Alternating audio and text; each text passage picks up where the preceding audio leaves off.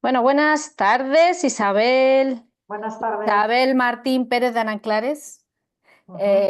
psicóloga, bienvenida a este espacio de la ACF, Asociación de Abogados Colaborativos de Familia. Te agradezco un montón que estés aquí y que nos des toda esa experiencia tan grande que tienes y tan maravillosa y nos des un poquito de luz a Yo, los yo os abogados agradezco, colaborativos. yo os agradezco a vosotras la invitación y el poder compartir este ratito, así que yo encantada. Genial. Pues nada, vamos a ello. Empiezo con una presentación. Eres psicóloga, estás en Vitoria, vives y trabajas en Vitoria.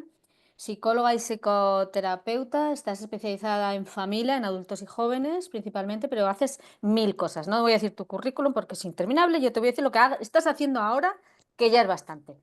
A ver, estás en IPACE, ¿no? Llevas ya, y haces, bueno, pues sois Somos, psicólogos, ¿no?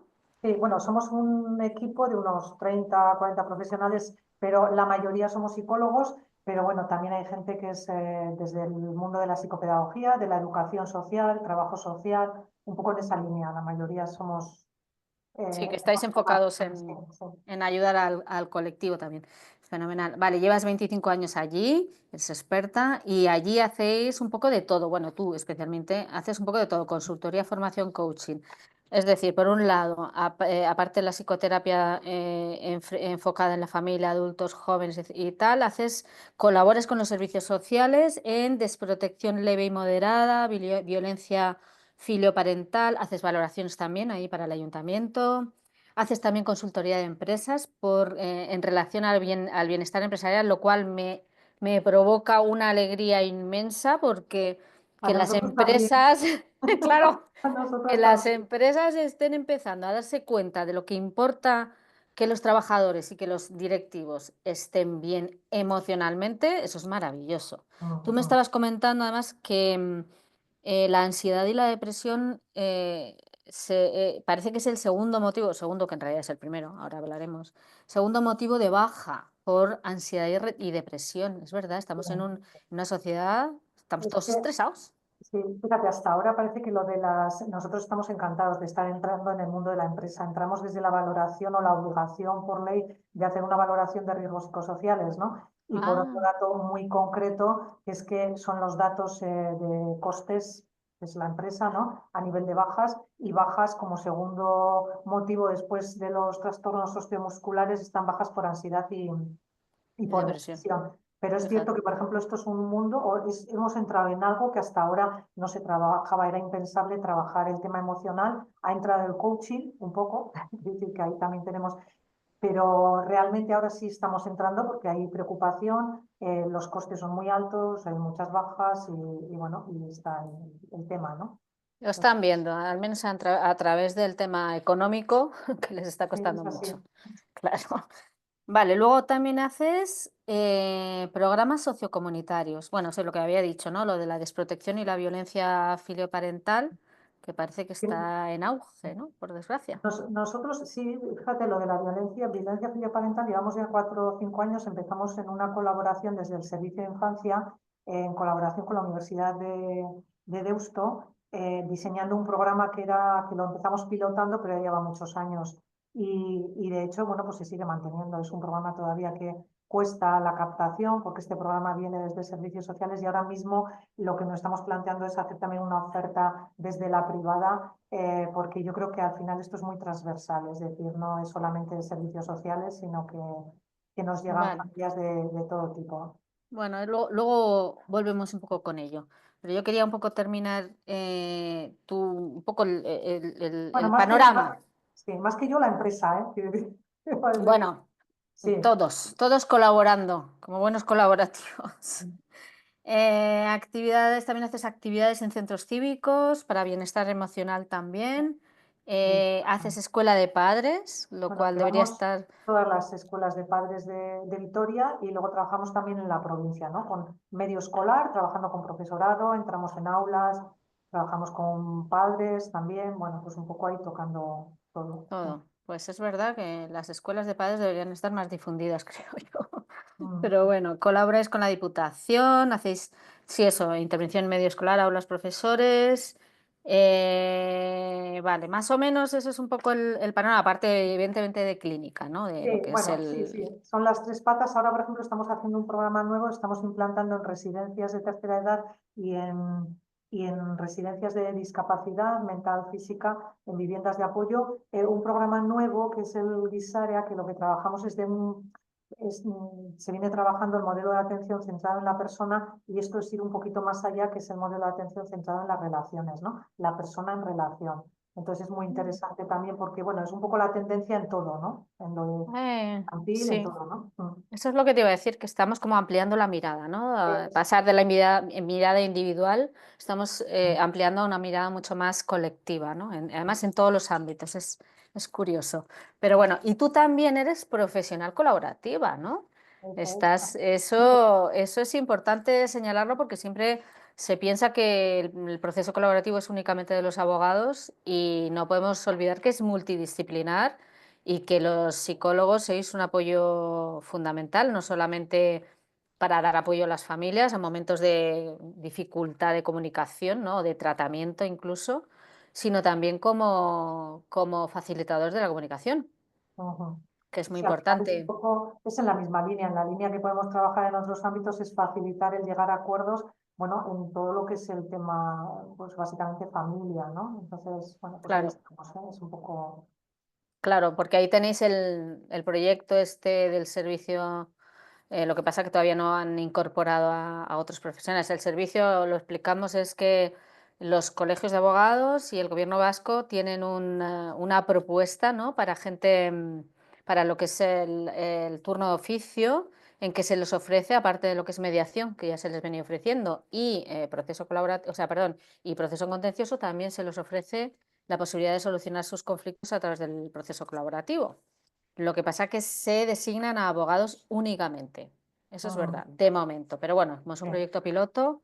Y por cierto, que hoy tenemos una buena noticia, que es una primicia, Ah, que ya se ha aprobado la ley de eficiencia ah, procesal, donde ya está, ya se reconocen los MASC y entre ellos específicamente el derecho colaborativo como uno de bueno, los MASC. Y está definido y todo, o sea que qué ya. buena noticia, ¿eh? Sí. Buenísima. Estamos hoy de enhorabuena, de Mm. enhorabuena.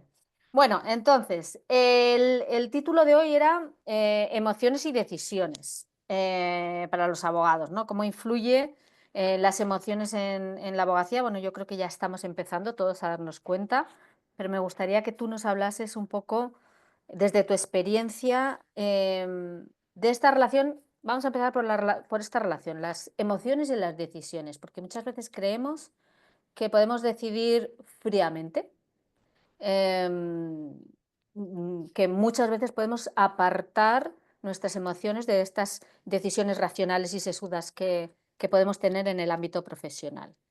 ¿Qué nos Ujú. puedes contar de eso? Fíjate, yo creo que el otro día pensando también y comentando esa imagen que se tiene del abogado frío, ¿no? Parece que para ser profesional, para tener éxito, además es como que tienes que ser frío, no expresar emociones. Y fíjate, yo creo que, y más desde el colaborativo, más que suprimir emociones, que es algo impensable porque no se puede hacer, no expresarlas no significa no sentirlas. Y cuando se sienten y no se expresan, se acumulan en el cuerpo y en el cuerpo acaban somatizándose.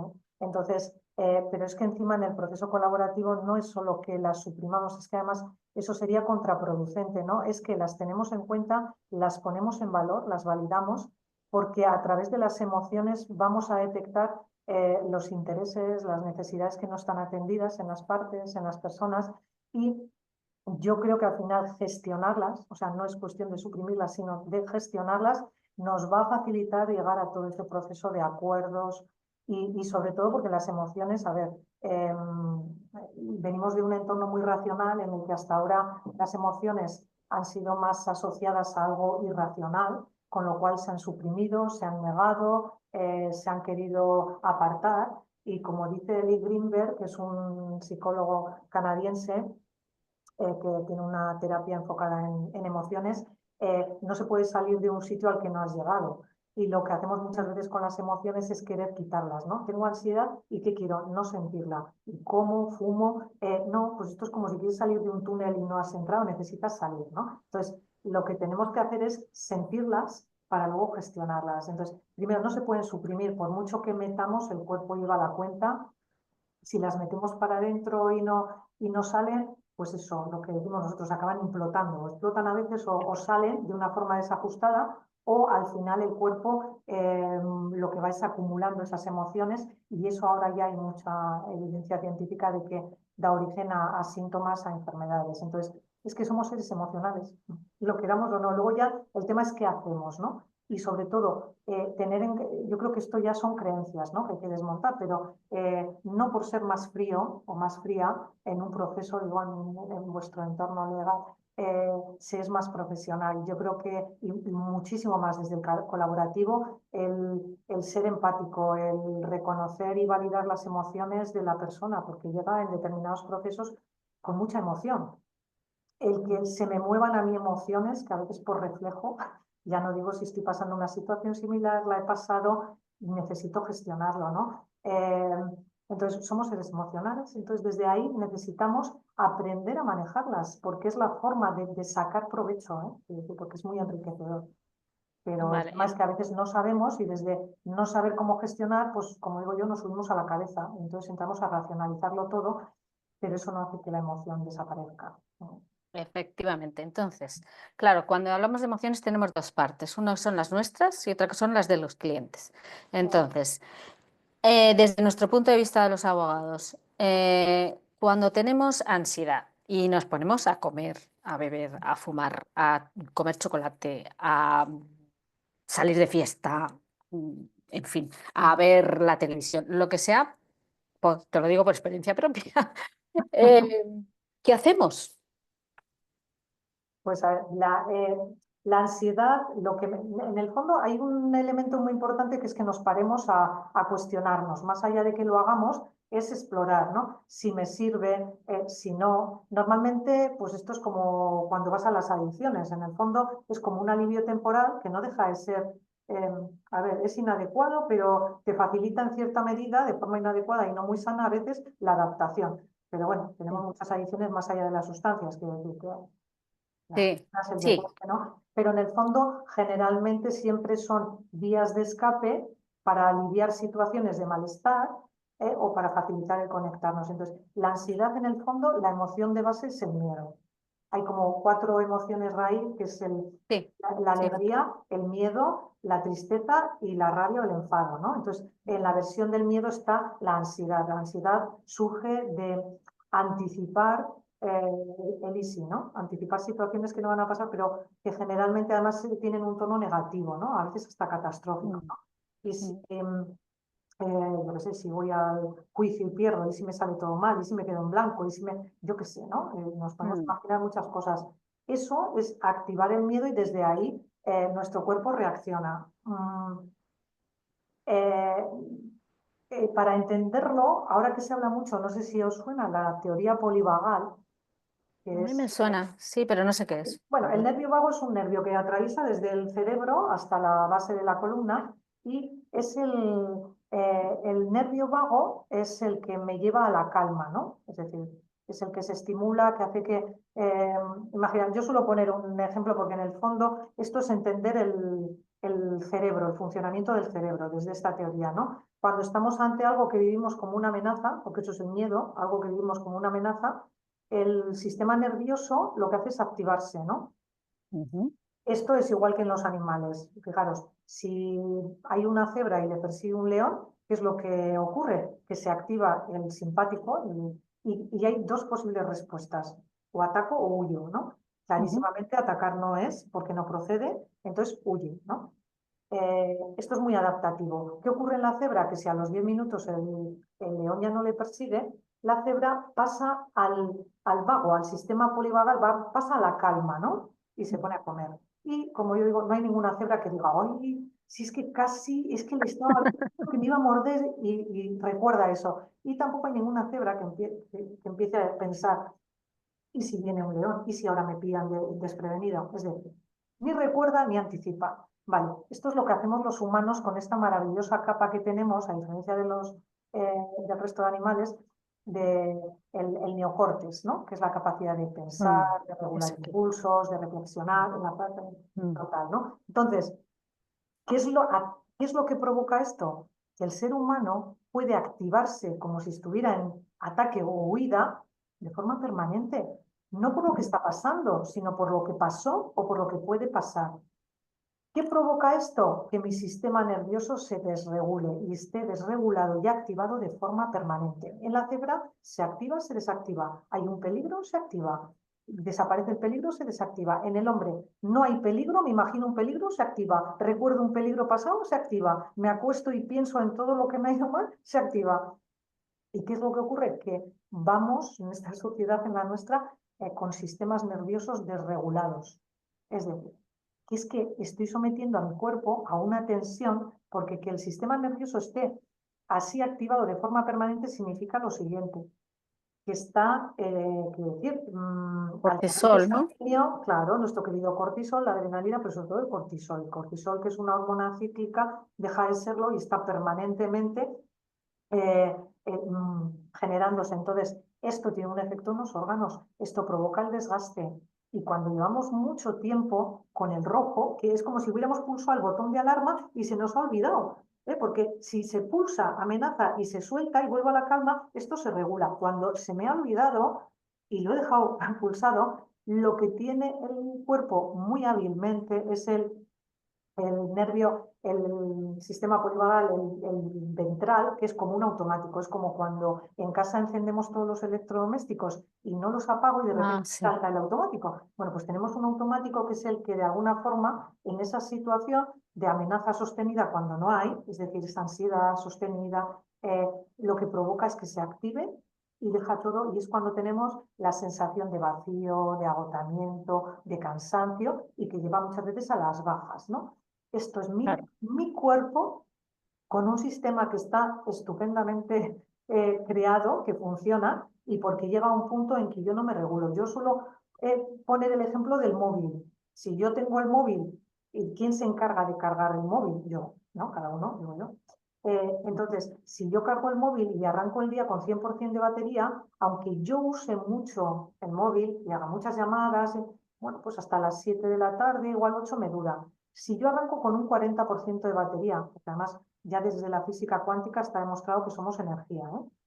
Entonces, si yo arranco el día con un 40, un 50, un 60, con poco que pase, pocas llamadas, ya se me va gastando y además, igual que el móvil, que dice modo ahorro consumo de batería, Mm. esto es igual, es el cuerpo te está lanzando mensajes de así no se puede y a veces es la cabeza la que te tira, tira. Bueno, pues cuando la cabeza dice, yo suelo decir que ante la dictadura de la razón, hay que ser así, hay que seguir, hay que hacer, está la rebelión de la emoción. La emoción puede a la razón. Esto está ya muy demostrado. Entonces, este sistema funciona así. Entonces, el miedo es muy adaptativo porque me protege, pero cuando yo tengo ansiedad, miedo sostenido durante mucho tiempo por algo que no está en este momento, que no estoy viviendo, porque estoy recordando, porque estoy imaginando, como el cerebro tampoco diferencia realidad de ficción, pues puedo sentir ansiedad pensando que me voy a subir a un avión si me agobia y está en un avión, pero la estoy sintiendo en mi casa 2 días antes en el sofá, donde normalmente estoy muy relajada. Entonces, pensar ya me activa. Entonces, ¿qué es lo que ocurre? Que en nuestro entorno estamos sobreactivados. Es como si ese botón de alerta lo hubiéramos dejado, bueno, se ha desconfigurado y está permanentemente Apretado. pulsado y llega un momento en que lo que provoca es el agotamiento. Entonces, cuando se habla de estrés, ansiedad, hay como siempre, es decir, no es llevar el estrés a cero ni la ansiedad, hay como un estrés bueno que me activa. Si yo Mm. tengo un juicio y tengo que preparar algo, si me estoy preparando una oposición y tengo un examen en el que me juego mucho, que yo esté más activada, más alerta, hace que yo rinda más y me concentre. Pero empieza a ser inadecuado cuando estoy demasiado alerta, Mm. cuando ha terminado el hecho y yo sigo, o cuando me activo mucho antes de que... Entonces, Vale. está muy bien porque en el fondo es, igual que en el animal, una situación que me exige pues algo más, ¿no? Es decir, o estar más concentrado, me exige más atención y entonces yo me activo. Vale, pero eso que se activa al momento, que luego desaparezca, cuando eso es sostenido durante mucho tiempo, el cuerpo se agota. Porque Mm. fíjate, el ejemplo que suelo poner también es como si estamos en una sala y de repente alguien grita fuego, ¿qué es lo que Mm. hacemos? Es mi sistema nervioso, es decir, latido cardíaco, la sangre va a las extremidades, aceleración del pulso. es algo rápido. A mí si en ese momento se desconecta la capa de pensar, si en ese momento me dicen 5 por 4, no sé, no sé, ¿no? Y estoy Sí. así en tensión. Pues imaginaros estar así horas. Mm. Este es el sistema nervioso. En ese En- momento que no piense es normal, quiero decir, porque no empezamos, si estamos en un grupo, a decir, bueno, pues vamos a organizarnos por orden de apellidos para salir. No, no. Estamos como un tabú, ¿no? La Mm, reacción es inmediata, es automática porque es supervivencia. Pero claro. claro, sostenida mucho tiempo, y a veces son, bueno, muchísimo tiempo, agota. Entonces, digamos que de lo que dices, vamos, la solución, sí, la solución sería cuando primero sería ser consciente de que estás ansioso, ¿no? De tener esa ansiedad, aunque sea ser Mm. capaz de captar esa ansiedad y después meterle mente, ¿no? O Sí, mira, sea, el tema decir, es, no, pues ahora respirar y decir, me voy a calmar o algo así. sí, mira, la respiración es el mejor ansiolítico, ¿eh? Es el que llevamos siempre y deberíamos, o estaría muy bien por lo menos, practicarla, ¿eh? Si yo tengo ansiedad, me está hablando de que yo me estoy activando ante algo que estoy viviendo como un peligro, una amenaza, ¿no? Lo primero es la identifico. Algo muy importante que yo trabajo mucho es trabajar la escucha del cuerpo. El cuerpo es súper sabio y ya me va a indicar desde el primer momento que hay algo que está generando malestar. El tema es que no oímos el cuerpo. O sea, yo suelo decir que es como una radio. Si yo tengo una reunión y me siento mal, empiezo a notar el estómago. Tenemos zonas corporales que son las que nos ayudan. Puedo empezar a notar algo, digo, "Va, no le hago caso". Pero bueno, pues esto sigue en el fondo de mi cuerpo diciendo, aquí hay algo que necesitas atender". Hay veces que recurro a la medicación, que yo digo, en ocasiones está bien, pero a veces lo que hace es tapar el síntoma, pero no va a la raíz. Digo, esto es como si yo tengo el coche, imagínate, se me enciende la luz del salpicadero de fallo mecánico y voy al taller y coge el mecánico y me apaga la luz y me devuelve el coche. Esta es la pastilla. Y claro, ¿qué es lo que va a ocurrir? Oye, que con el tiempo el coche me va a dejar tirada porque va a tener una avería mayor, ¿no? Mm. Entonces, claro, lo que es identifico, escucho mi cuerpo y está bien. Porque además es curioso, con el tema de las emociones, esto es cultural, ¿eh? Con el tema de las emociones son, viene del latín la palabra emovere, energía en movimiento, ¿no? Las emociones son químicos corporales, son hormonas. Entonces, por eso es mi sistema nervioso activando determinadas hormonas. Entonces, lo que tenemos que hacer es identifico la sensación en el cuerpo, eh, luego tendré que ir, primero darme permiso para notarla, pero es como ir desarrollando ese sentido de escucharle al cuerpo, porque el cuerpo además, cuando yo no le escucho, lo que hace es subir el volumen. Es decir, si yo no hago caso, pues bueno, primero empieza siendo una ligera molestia, luego una gastroenteritis, una gastritis, luego una úlcera y luego un cáncer. O sea, esta es la intensidad. Pero si yo escucho el cuerpo es muy interesante, porque por ejemplo las emociones, yo las asocio, son como sensaciones, las emociones están en el cuerpo, ¿no? ¿Por qué tenemos este problema de no querer? Las emociones son mensajeras, te están diciendo, te están trasladando información, ¿no? Entonces, ¿por qué no las quiero escuchar? Digo, es como si yo las sensaciones, imaginaros, de hambre o de saciedad, que son también sensaciones que las tengo en el cuerpo. Oye, cuando tengo hambre, digo, no, no, no, yo no quiero tener hambre, yo no voy a comer, ¿no? O cuando tengo, o noto la saciedad, como si no atendiera eso, ¿no? Entonces, no hay ningún problema. Yo tengo hambre y como, y eso hace que yo no me muera de inanición. Y yo cuando como mucho, paro, o cuando he comido mucho, y dejo de comer, porque si no voy a tener un problema también. Las emociones son iguales. Es decir, cada emoción me trae un mensaje. Por eso, la de la ansiedad, el miedo, me está avisando de algo que yo estoy viviendo como amenaza. No significa que sea real, ¿no? Y que van a pensar, y si esto lo hago mal, y si me equivoco, esto ya está vivido como amenaza. Las amenazas no son como la de la cebra que viene, no, no. ¿Qué es lo que está provocando? Habría que explorar, autoindagar, que esto es algo que no hacemos, pero que es muy interesante. Es pararnos a pensar, jo, ¿qué es lo que me pone nerviosa? Y yo plantearía qué es lo que estoy pensando.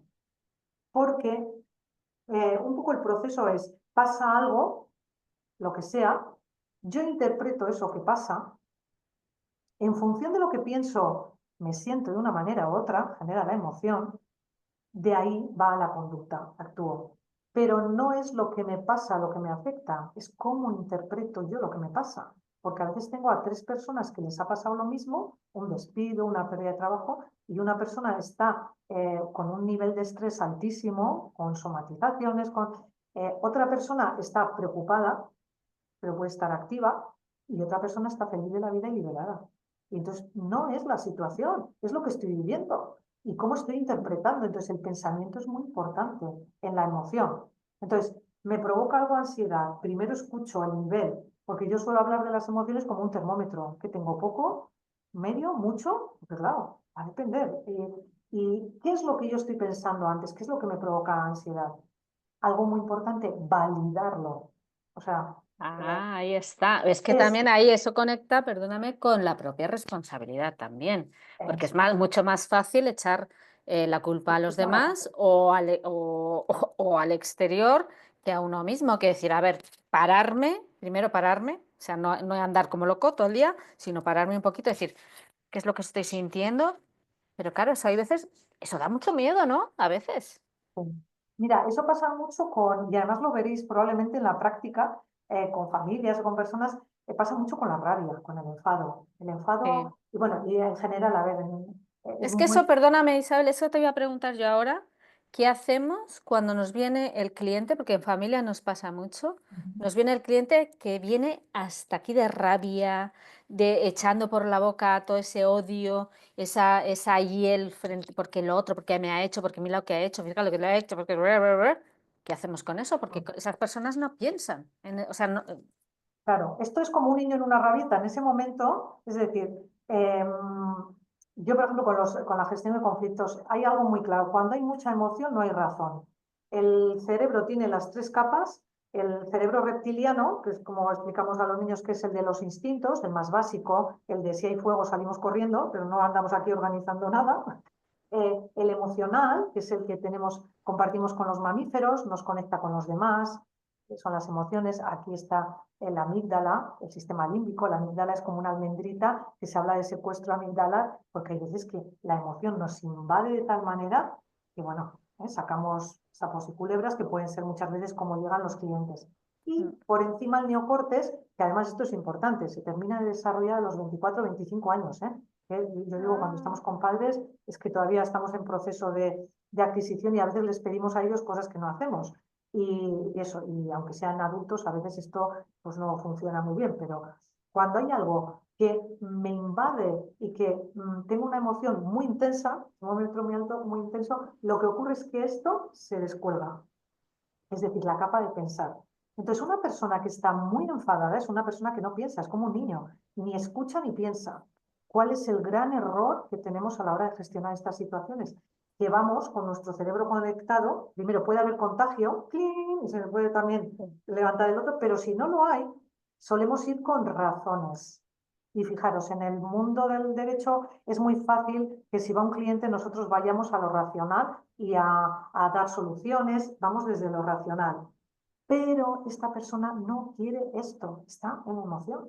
Esto es, el otro día comentábamos, si yo tengo a mi hija adolescente y viene muy enfadada porque viene diciendo, jo, fíjate, está con mi amiga, mi mejor amiga, y es que está con el chico que me gusta, y es que desde luego, y voy yo con mi cerebro así conectado, le digo al caño, pues igual estaría bien que le llamases y hablaras, que es tu mejor amiga. ¡Habla!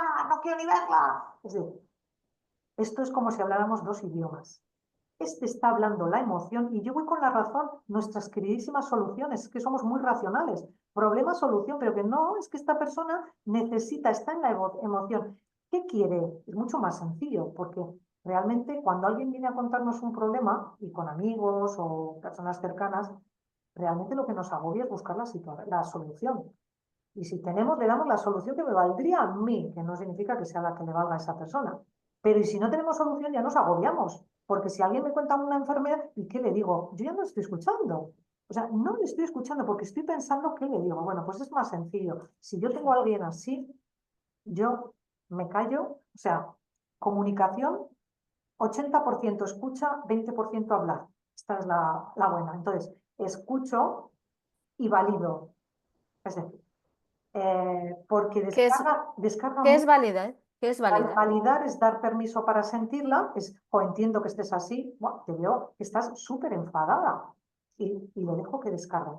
Y a alguien que viene así, primero valido, empatizo y luego tendré que regular porque no se me puede ir toda la sesión, ¿no? Es decir, le reenfoco para decir, bueno, pues si te parece ahora, podemos enfocar para ver cómo podemos buscar una solución a este proceso, pero una parte de darle un espacio y sobre todo permitírselo y no juzgarlo y no invalidarlo, sino Pero todo lo contrario. entonces, Isabel, o sea, vienen así, de esa forma, ¿no? Con toda la emoción.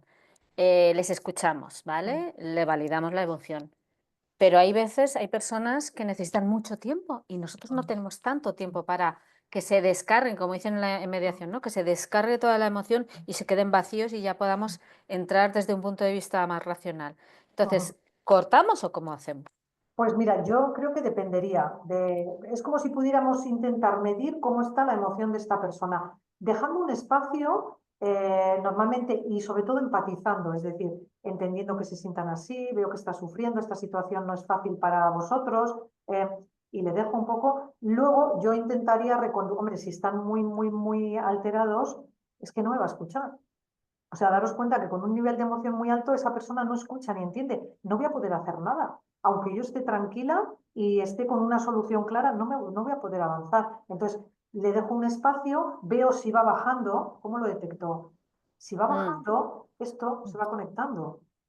Y entonces mm, yo puedo decir, jo, mira, el empatizar, ¿no? Entiendo que veo que esto os está afectando mucho, que hay mucho dolor.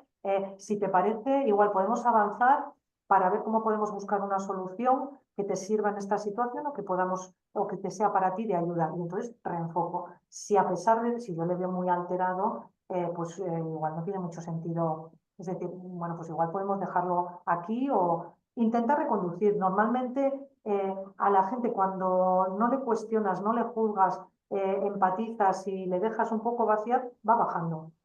Es la curva de la hostilidad, la curva como crece. Cuando digo, pues es que no te pongas así, es que no sé por qué es, claro, esto es echar más leña al fuego y hace que la escalada suba. Cuando yo no entro, escucho, y una escucha además con presencia, es decir, viendo que realmente estoy entendiendo, empatizando, normalmente lo que hace es que esto baje. Nadie sigue ujú. gritando si no hay otro que le da pie o que necesitas una descarga, pero hasta un cierto punto, ¿no? Entonces, es ir observando, permitir un espacio para que saque todo eso que lleva y desde la comprensión, desde la empatía y luego reconducirlo hacia, vamos a ver cómo podemos hacer para ir avanzando en este tema, que te sirva a ti de ayuda Vale, todo con y fuera observación. eso. La validación no es decirle es verdad, ella mira que es malísima o él que es malísimo, no. No, no, no, no. Además, fíjate, por ejemplo, yo creo que algo que ayuda es despersonalizar, en lugar de, fíjate, es que esta persona debería haber hecho esto. No, vamos a ver cómo podemos buscar argumentos para hacer, es decir, enfocarme un poco, pero no entrar en esa descalificación. No, validar, porque es también lo que tenemos que hacer nosotros con las nuestras, es darme permiso para sentir. Muy Darme bien. permiso para sentirme ansiosa, con miedo, con tristeza, con enfado, porque eso lo sentimos todos. Entonces, realmente lo que más nos molesta es cuando tú estás enfadada o estás mal y alguien te dice, "Jo, pues no deberías estar así, yo no sé por qué te pones así". Es decir, no está dándome permiso, está invalidando la emoción. Y venimos, y esto es muy importante que seamos conscientes, de un entorno invalidante en las emociones. Por eso tenemos un problema muy grande, ¿no? Mm, Desde lo cultural de los niños no lloran, las mujeres, las niñas no se enfadan, pues ya tenemos ahí dos emociones que el no expresarlas no es no sentirlas. Pero todavía hoy día cuando dices, uy, es que qué fea te pones cuando te enfadas, es que desde luego, hoy qué llorona, qué llorón, son cantidad de comentarios en nuestro lenguaje cotidiano que detrás de ello es una invalidación. ¿Eh? No vale. le des más vueltas, sigue, no, es que estoy mal por algo, lo saco, me permito estar mal, porque a veces no nos las permitimos nosotros mismos. Y luego Eso. ya voy a regular, pero tengo que pasar por la emoción, por eso decíamos la ansiedad. Tengo que Ujú, pasar, sentirla, porque acordaros, la emoción está en movimiento, va a pasar. Cuando yo intento quitarla, es cuando se queda. Y precisamente claro. cuando intentamos no sentirnos, eso se queda acumulado en el cuerpo. Y eso muchas veces explota, el enfado explota por acumulación. o lo que genera es un daño y un malestar importante en el cuerpo. Sí, porque tú haces también algo de biodescodificación. Mm.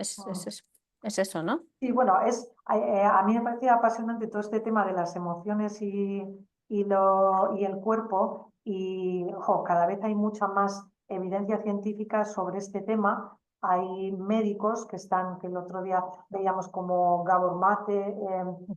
que están hablando mucho sobre el tema de cómo, bueno, de una realidad que ya es evidente, mente y cuerpo es uno, no somos partes sueltas, todo influye y él habla como está observando, pues bueno, también es canadiense, pero en nuestra cultura occidental el aumento de determinadas enfermedades, como las autoinmunes, con una prevalencia mucho mayor en mujeres que en hombres, que tiene mucho que ver con patrones. Ahora se habla del síndrome de la niña buena, es decir, un patrón cultural en el que bueno, pues la figura de la mujer como algo sumiso, complaciente. Entonces, él habla de que y él parte del estudio que ha hecho, de su experiencia clínica, tiene ya 70 años, y ha ido viendo que en determinadas enfermedades autoinmunes, como la artrosis reumatoide, el lupus, la fibromialgia, pues todo el tema de tiroides y demás, que ha llegado a ver como patrones de personalidad que subyacen en estas personas, que son una poner por delante la atención a las necesidades de los demás por las suyas, un abandono de mis necesidades, el sentirme responsable de las emociones de los demás, el no poder decepcionar y algo que él habla que es muy interesante, que es la no expresión de la ira saludable. ¿Y qué entiende él por la ira saludable? Pues es la ira sana.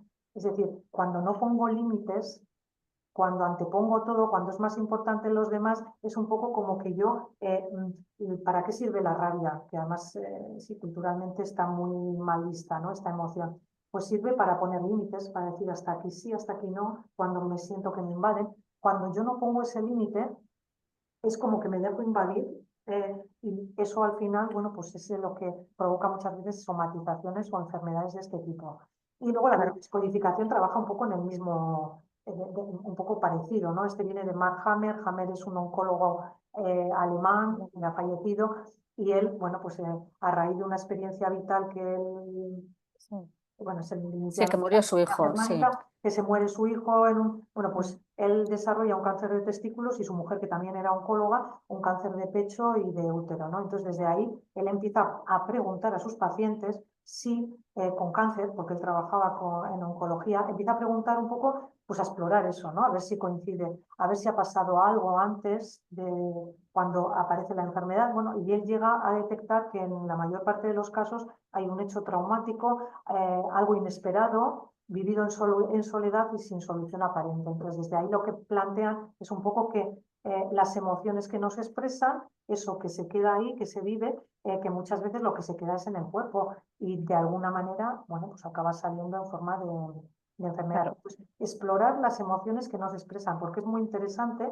eh, todos tenemos alguna emoción que nos expresamos. Y yo, para entenderlo, hay una emoción, lo que Un llamamos, montón. claro, la emoción social y la emoción oculta. La que me puede dar problemas es la oculta, la que no expreso, porque por eso es indagar cuál es. Pues yo imagínate, si tengo o si tenéis un niño pequeño, pequeño, que por ejemplo viene llorando y se siente mal, es muy fácil que lo que hagamos es, venga, vamos a jugar a lo que te gusta, vamos a hacer un bizcocho, vamos a, ¿no? Pues a lo mejor Como no llores, no pasa pues, nada, no claro, llores. ese también, pero quiero Mm. decir que intenta sacarlo. Claro, esta forma de actuar, que lo hacemos inconsciente, ¿qué le está transmitiendo a este niño, a esta niña? Sin darnos cuenta, ¿eh? Que no está bien eso que está haciendo, ¿no? Llorar no, cuando tengas que llorar hay que estar alegre, hay que poner la alegría encima. La alegría sí, la tristeza no. Esto es lo que aprende, ¿eh? Entonces, la alegría, emoción social, tristeza sería emoción oculta. No me la permito, no la expreso, porque en mi entorno no está bien visto. En cada entorno hay una emoción social, no tiene que ser la alegría, porque hay entornos o familias donde lo que no se expresa es la alegría, entonces estamos todos tristes. En otras es el enfado, y me enfado por todo. Estoy triste, me enfado. Tengo miedo, me enfado. Y entonces me siento súper cómoda en el enfado, voy casi provocando el enfado, ¿no? Entonces, ¿El niño o la niña tiene algún problema? No, los niños vienen con las emociones muy bien colocadas desde que nacen. El tema es que las distorsionamos. ¿Qué es lo que ocurre? Que su tristeza está removiendo la mía. Y entonces en el fondo es como si yo me rescatara. No quiero verlo ahí porque no sé qué hacer, porque yo no la manejo, porque el niño tiene problema o la niña. Entonces, al final es más sencillo, es darle un espacio a la tristeza. Es decir, bueno, estás triste, te ayuda un abrazo, quieres pintarla, no sé, ¿qué te pone triste? Es hablar, es dar un espacio para decir, es válido estar triste. El querer estar alegre es invalidar esa emoción. Por eso venimos de invalidación emocional, que es lo que ha dado problemas y que eso al final también en el cuerpo pues, repercute, ¿no? Pero esto es, identifico la emoción, está triste, la valido. Claro, es que se te ha roto, es que te has salido dibujando, es que, claro, ¿y qué te sirve? Y le doy un espacio y luego ya, pues digo, pues ahí está. Eso es lo que, o sea, yo lo he hecho siempre, porque es que es cierto, es como, no, no, no llores, no, no, no estés triste, no, no, no pasa nada. Y el otro día con mi sobrino, pues tenía un disgusto horroroso y pensé, no, le voy a validar la emoción. Pues se le pasó enseguida.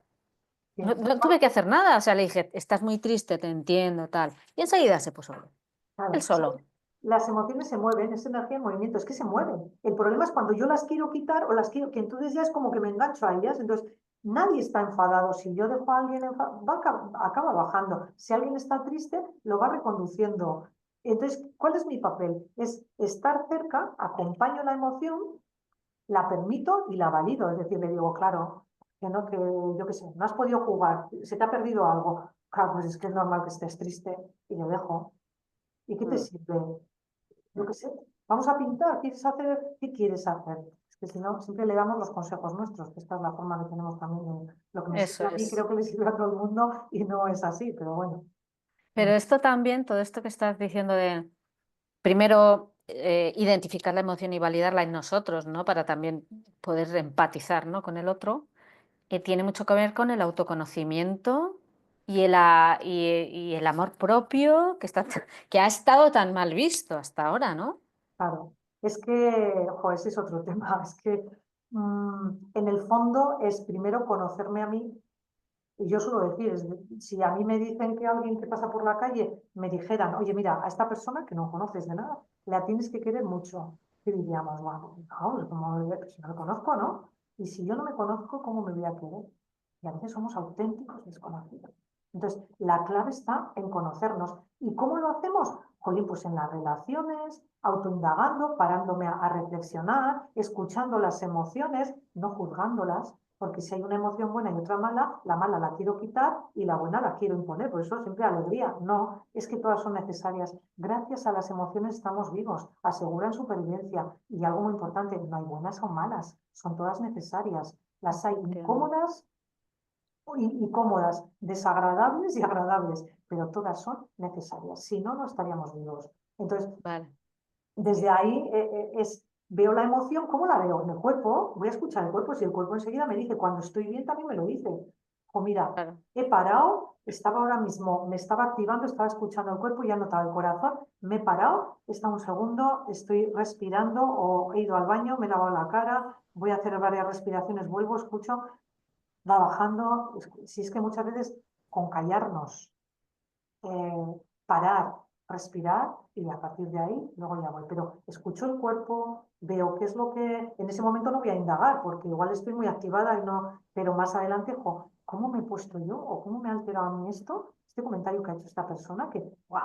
Porque además yo la rabia suelo decir, a ver, el enfado y la rabia no es algo que venga alguien y te meta dentro, que diga, oh, le voy a meter ahora la rabia. No, alguien hace algo o dice algo y de mí sale, ¡guau!, como un volcán. Esto está en mí. Entonces, ¿qué es lo que debería hacer? Pararme a pensar cuando ya haya pasado, ¿qué es lo que hay o por qué me ha provocado esto? Habla de mí, de mi historia personal, de los traumas, con T grande, con T pequeña, de algo mío. ¿Y qué es lo que hacemos? Nos enredamos en el otro. Es que no deberías, es que no, no, si esto no tiene nada que ver con la otra persona, esto es mío. ¿Por qué en mí está activando? Hay una herida, hay algo. Entonces, este tipo de cosas, en lugar de engancharme con el otro, me deberían llevar a esa autoindagación, a pararme a pensar y decir, jo, ¿cómo me he puesto yo? Si es que me he cabreado, me he puesto, me he descontrolado. Yo, pero ¿y esto? Si esto no es propio de mí, ¿y qué me...?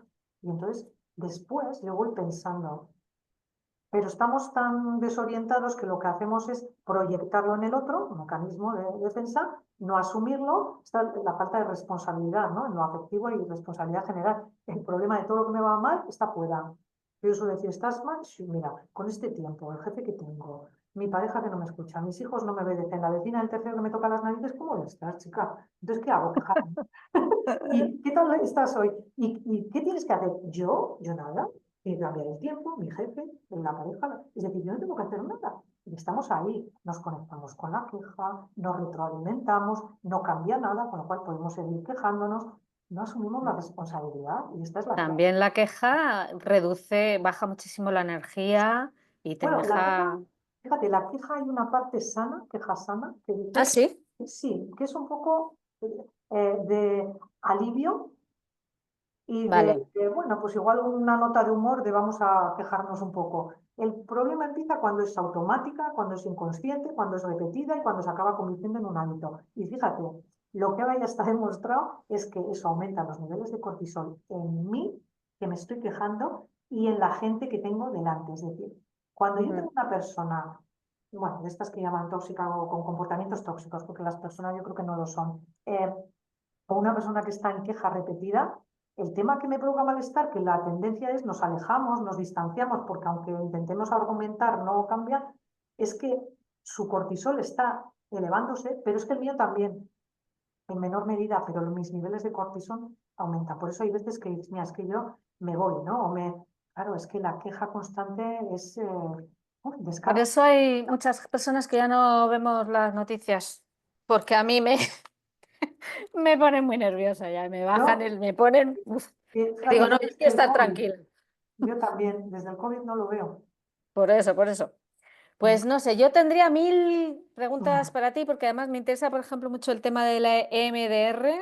Y me parece ujú. como algo como, digo, esto es como utilizar el movimiento de los ojos para cambiar determinados patrones, o yo no sé cómo usáis el MDR para cosas muy concretas. No, lo que se está haciendo es generalizar. El MDR es una técnica que se ha trabajado mucho en situaciones de trauma, trauma con T grande que decimos porque traumas tenemos todos, Sí. eh, que tiene muy buenos resultados y que, a ver, lo que viene a explicar es que cuando una persona sufre un impacto emocional, una situación de mucho impacto emocional que no puede procesar, la gana o qué es lo que hace mi cerebro que no puede procesar, es como que esto lo aísla, lo deja ahí y luego sigue con el día a día, con la otra parte muy funcional, ¿no?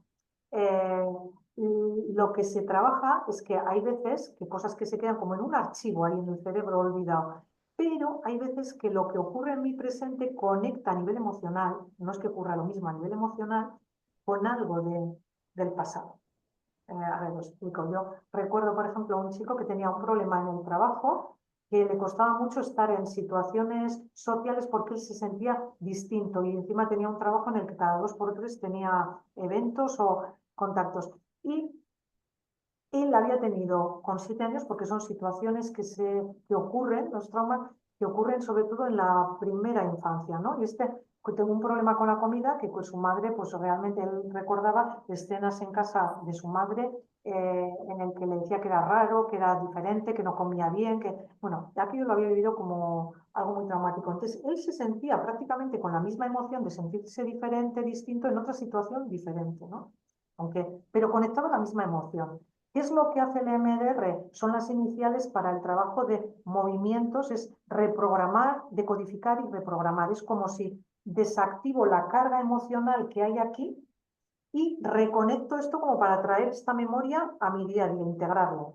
A ver, estoy hablando. Y entonces Pero, a través del movimiento de ojos que se hace bueno, con los dedos, también se hace el abrazo de mariposa, que esto, bueno, pues ahora en internet hay mucho, pero, o a veces en las piernas, lo que haces es que es muy interesante porque no necesitas ir elaborando, tú haces una línea de vida, identificas un hecho y lo que vas a hacer es trabajar la emoción hasta que se vaya descargando. Y con el movimiento de ojos es como si automáticamente el cerebro conectara, tú no haces nada, ¿eh? O sea, solamente seguir. Y se van activando zonas del cerebro que lo que hacen es descargar la emoción, van saliendo cosas, pero ni tienes que contarlas tampoco, ¿no? vas siguiendo y llega un momento en que se integra. Entonces, O es sea, solo con el movimiento de los ojos. con los, O sí, sea, bueno, es y un sin pensar proceso y más sin... largo, pero es el movimiento de ojos el que está haciendo que en el cerebro se activen determinadas zonas que lo que provocan es ese efecto, ¿no? Muy interesante, porque Madre empezó mía. trabajándose en temas de,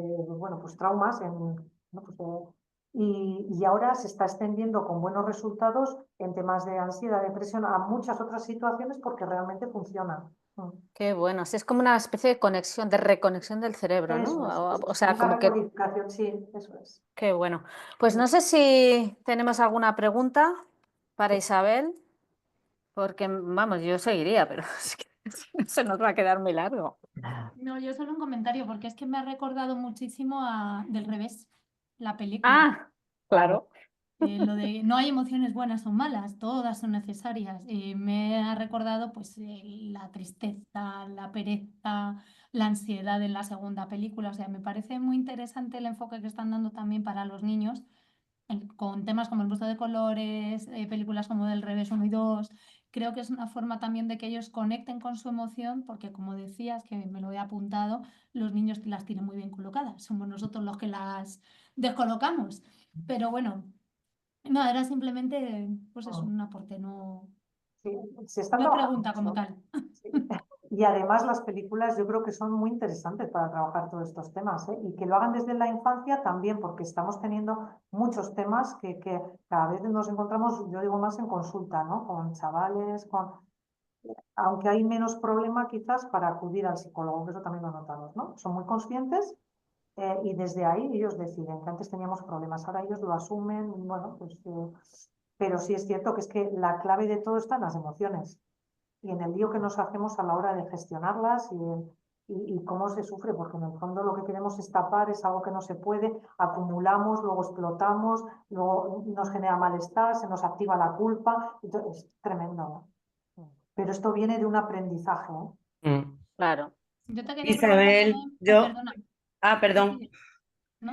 nada, yo preguntar, no, agradecer tu participación, que ha sido bastante clara y didáctica, y me parece que es muy importante que se difunda esto, porque como bien decía Alejandra, los niños lo tienen más interiorizado, tienen más, ya más herramientas o más películas. En nuestra época no era así, y entonces a nosotros nos han educado de otra forma, y en el fondo somos los adultos los que tenemos que cambiar.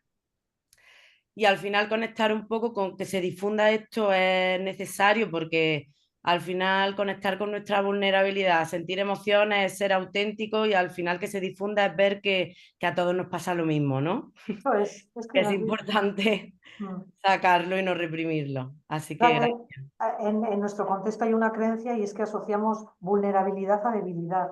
Y vulnerabilidad es que me afectan las cosas. Hoy vulnerabilidad está reconocido, es una fortaleza. Pero desde ahí, si yo lo asocio a debilidad, no voy como con una máscara protectora para no mostrar mis emociones. Y es todo lo contrario.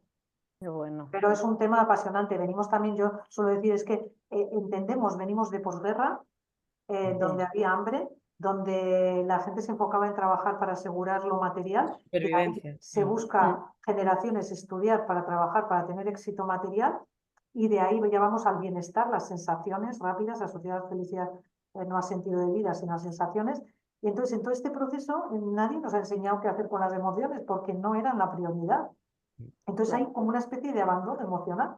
O sea, y entonces vamos funcionando, pues poco a poco. Ahora ya sí que se trabaja cada vez más, pero es un tema súper interesante, o sea, y necesario, porque es que somos nosotros así, ¿no? Y Claro. bueno, pues vamos manejándolas como podemos, ¿no? Te Eso quería es. preguntar de la biodescodificación.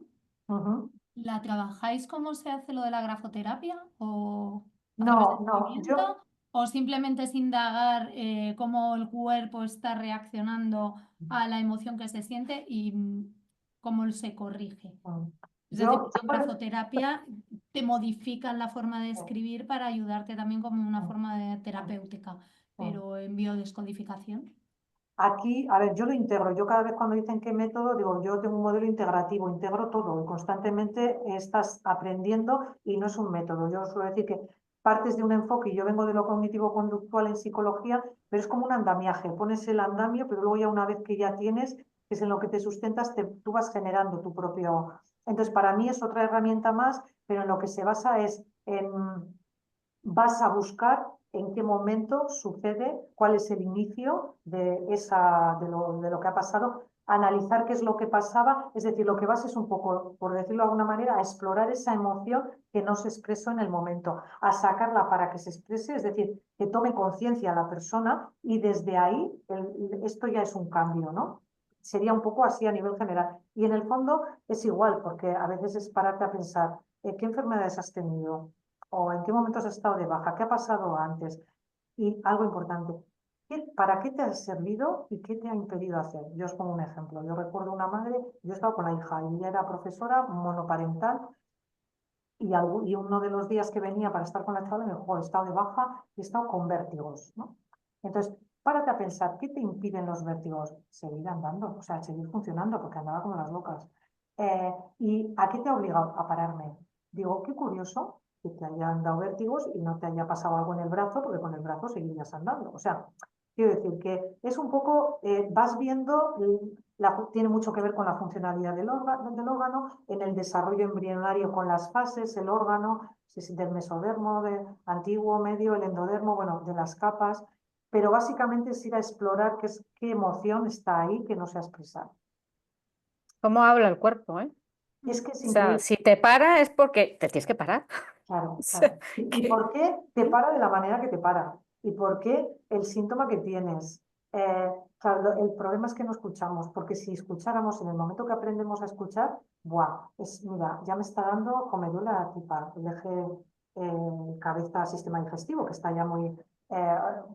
mm, el tema del estómago, del ahogo, de la cabeza, tenemos como una parte que nos detecta que es más sensible, cada uno una. Si escucháramos, enseguida notaríamos por aquí no, por aquí sí. Sobre todo porque fijaros, cuando yo pienso una cosa, digo otra, siento una tercera y hago una cuarta, es como si mi cuerpo le hiciéramos así. ¿Y cuántas veces lo hacemos? Porque precisamente este Gabor Mate dice, ¿en qué ocasiones de tu día a día quieres decir que no y no lo haces? Pues es lo de siempre, que te pase una vez, pues mira, no quiero venir aquí, estoy aquí, pero ¿qué demonios hago en esta reunión? Si es que con la gusto que estaría en casa, bueno, te pasa una vez, no pasa nada. Pero si en tu día a día estás anteponiendo las necesidades, que es lo que dice él del perfil, de los demás a las tuyas, esto tiene un coste. claro. Entonces, y probablemente tu cuerpo te lo esté indicando, ¿eh?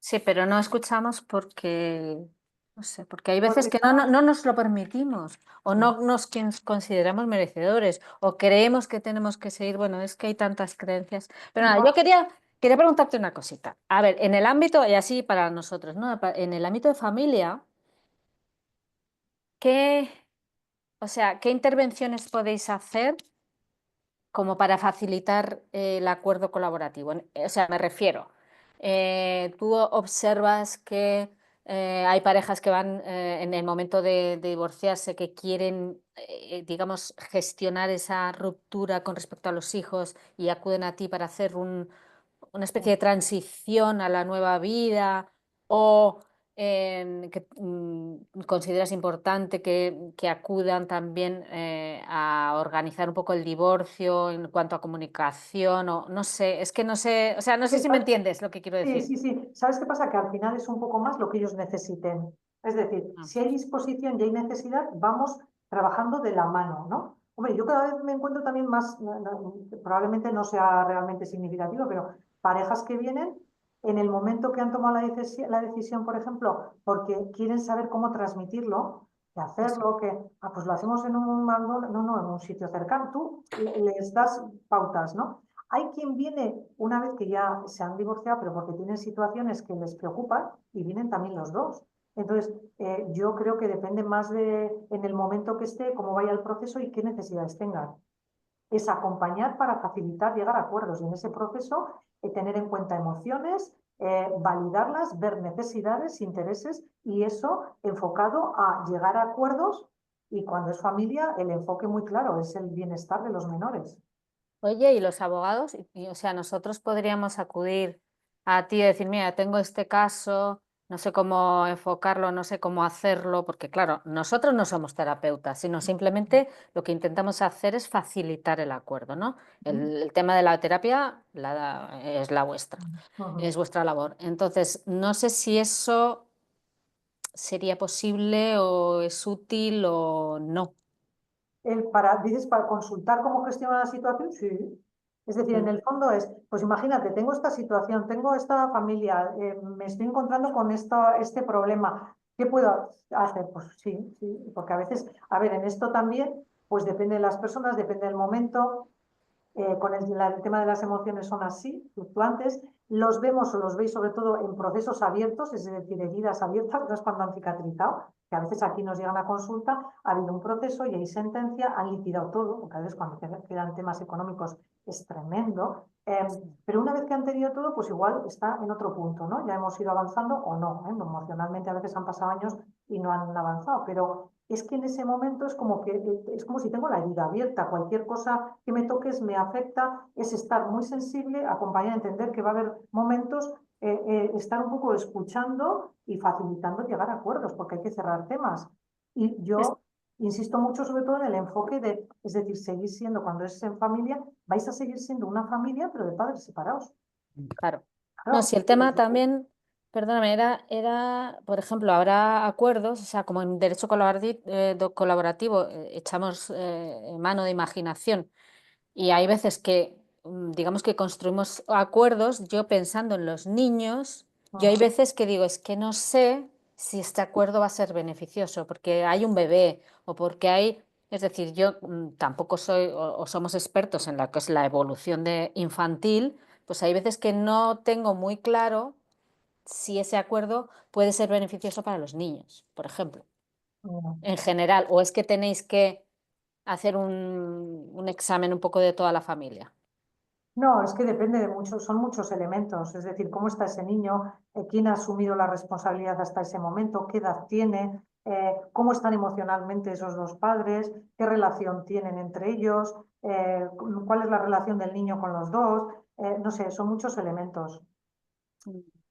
Vale, sí que depende, ¿no? Sí, pero quiero decir, hacer un análisis, si el decir, jo, mira, me encuentro con esto, ojo, pues no lo sé, pues mira, igual puede ser esto, al final esto es que... Que, por ejemplo, es el tema de la pernocta, cuando mm, hay bebés, por ejemplo. Esa es una cosa que dices, bueno, pues sí, el padre y la madre son necesarios, ¿no? En todas las etapas del infantil, pero, claro, y ahora como hay métodos de que, bueno, la leche y no sé qué, bueno, se lo puedes dar, quiero decir, ¿hasta qué punto no es beneficioso que un bebé pernocte con el padre cuando es bebé? Los Es, apegos, por ¿qué? ejemplo.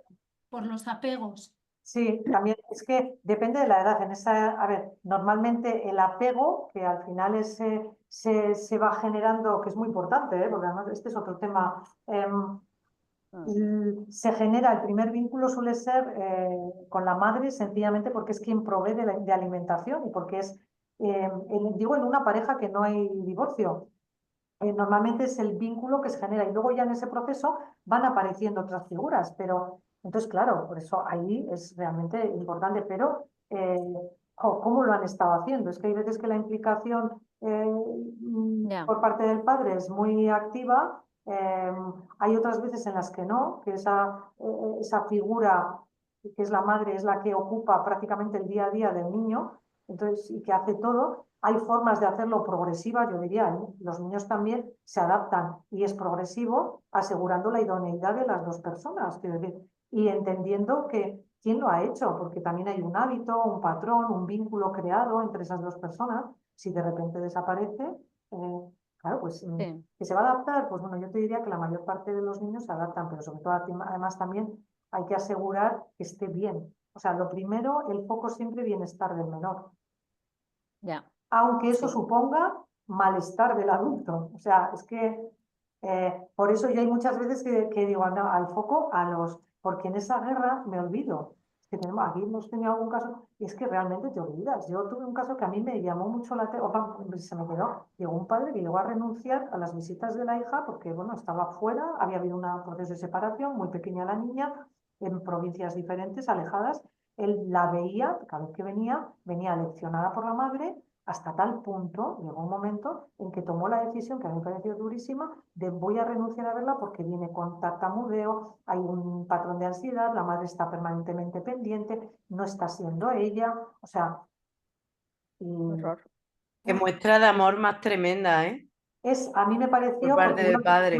sí, yo recuerdo que le dije, me parece muy doloroso, a mí me dolía, o sea, tomó esa decisión después de mucho tiempo, le digo, bueno, habla con el colegio, habla con todos para que entiendan qué es lo que hay detrás de esa decisión, porque se puede malinterpretar, se puede Sí, tal, y sobre todo para entender que tú puedes seguir interesado en la evolución de tu hija, pero a mí fue de las cosas que más me ha marcado, porque digo, "Joder, es que realmente como madre o padre, renunciar a tu hijo qué es lo que más quieres, porque de pequeña venía y venía mal, pero a los días se adaptaba. Y llegó un momento ya en que trasladaba todo a la madre, era como si tuviera a la madre ahí metida en casa. Entonces, y él vio que estaba muy angustiada porque la cría estaba mediatizada por la madre y tomó esa decisión. jolín. Entonces, La pena es la inconsciencia de la madre, ¿no? Que no sabe que al final a quien está haciendo daño no es al padre, sino a su propio hijo. es que en el fondo eso es una situación de maltrato hacia Sí, la eso niña. es. O sea, estamos hablando de desprotección. Bueno, de hecho, fijaros, la sobreprotección está contemplada como una forma de desprotección. Sí, exactamente. Pero es que aquí tendríamos otra charla, porque yo tendría otra charla de todo esto, todos los casos que nos pueden salir y porque luego otro tema es lo de los informes psicosociales, ¿eh? Que ese es otro tema. Sea, Ese es otro tema. yo eso sí que no suelo hacer. Yo hace tiempo estaba, estuvimos como refuerzo, yo recuerdo una temporada en el juzgado, cuando en el equipo del juzgado coincidió que la psicóloga y la trabajadora social estaban de baja maternal y estuvimos allí reforzando, pero yo digo, bueno, en ese momento que estaba desde dentro, veías informes de parte y yo decía, digo, pero ¿cómo puede estar escrito? A mí me parece algo muy, muy delicado. Es muy, y además es que es un informe cuando no, o sea, la intervención es mínima, es que es una entrevista o dos entrevistas, o sea, nada. Entonces, sobre eso estás marcando una diferencia sobre un futuro de unos niños. Sí, Eso sí. Hombre, es, uf. normalmente, no sé, yo eso lo desconozco, pero normalmente lo que tiene más peso es el informe del equipo, del Sí, sí, juzgado. Es decir, sí, el pero equipo el de social, parte ese, hay de ese. todo, sí. Ah, no, el de parte no, Sí, yo decía bueno, tú el decías el del de, equipo. claro, Mm, yo ahí ya pues entiendo que habrá, ya. Hombre, es muy difícil porque en el fondo hay claro. un elemento que es muy importante que es la deseabilidad social y aunque en las pruebas se mide, tú vas a decir allí que lo haces todo fenomenal, que eres idóneo, y otra cosa es luego como que a La veces, realidad, claro, sí, el que eso castiga es. es más idóneo, el que aplica consecuencias, el que corrige, el que, bueno, pues igual más idóneo, el que no tiene ningún problema, claro, si lo dejo hacer todo, no voy a tener ningún problema. Mm, Entonces, bueno. en fin. Hay que Oye, valorar muchos elementos, ¿eh? Pero bueno, pues que vayan tomando conciencia de que el enfoque lo tengan en los hijos. Si tienen alguna duda, que piensen qué es lo mejor para los hijos, que dependiendo de la edad les pregunten a ellos, porque a veces lo que pensamos como padres no es lo que ellos te dirían, y mm. siempre pues priorizando el bienestar de ellos, ¿no? No sé, porque Y luego, ahí estáis vosotros, ¿no? Que siempre podéis, o sea, os podemos consultar, ¿no? sí, yo No para es lo que... solamente Sí, tratamiento, sino consulta. sí, sí, sí. Ujú, eso es. Bueno, pues ya nos hemos pasado un poquito de la hora. Te agradezco muchísimo. Ha sido una charla súper interesante. Es un placer Bueno, el placer escucharte. mío. Uf, pero es que de verdad que es un tema tan, para nosotros, abogados de familia y abogados colaborativos, tan apasionante porque Mm, estamos interesados en la familia mm, y en los hijos. Entonces, que tiene mucho de psicológico también. Entonces, entender muchas de estas mm, cosas, yo creo que es una obligación. mm, Tenemos. mm. Entonces, bueno, pues eso, te Manejáis, agradezco. ¿Sí? manejáis muchas emociones, ¿eh? Imagino que las vuestras y de las personas que están en esos procesos, que están con las emociones a flor de piel. Y que Entonces, sí, sí. están sufriendo porque es un proceso de duelo al final, es muy duro. Pero lo que ofrecéis yo creo que también es un elemento diferencial que se aleja bastante de lo que es la figura del abogado frío. Es decir, es alguien que me escucha, alguien que empatiza. Uf, no sabéis lo que es eso. No, no resuelvo, pero es que la gente a veces no necesita resolver, necesita que alguien entienda, que le escuche y desde ahí luego ya vamos caminando. Y a veces eso, aunque en determinados momentos tenga que perder algo, no somos conscientes del valor que implica y lo que agradece la gente la escucha y la empatía. Solamente eso, ¿eh? Y ya no hablo de las soluciones o de lo que... No, que me escuchen. Eso es verdad, eso es un signo de cercanía y de amor, es que la escucha, porque estamos siempre, y lo digo también por mí, estamos ahí como que quieres intervenir, quieres responder, quieres decir. Claro. Esto es muy importante porque voy a la solución, voy a soluciones rápidas, voy a resolver, La persona cuando está con mucha emoción no está en ese punto. Entonces, hago una escucha y luego voy. Pero igual a veces yo ya sé qué es lo que quiero, igual lo tengo claro. No voy buscando eso. Cuando alguien está en esa descarga emocional, está buscando que alguien escuche porque igual no tiene ningún espacio en que le estés escuchando, sin juicio, ¿no? Sí, sí. Y luego las soluciones ya las veremos, pero estamos tan con esa idea de problema-solución, problema-solución. No, no. En un conflicto hay emoción. Lo que el otro día decía, si a mí se me estropea la electricidad, llamo a un electricista y me la arregla. Problema-solución. Si tengo una enganchada con el electricista, tengo un conflicto. ¿Qué tengo que atender? La emoción. Y en un conflicto, antes que la solución, viene la emoción.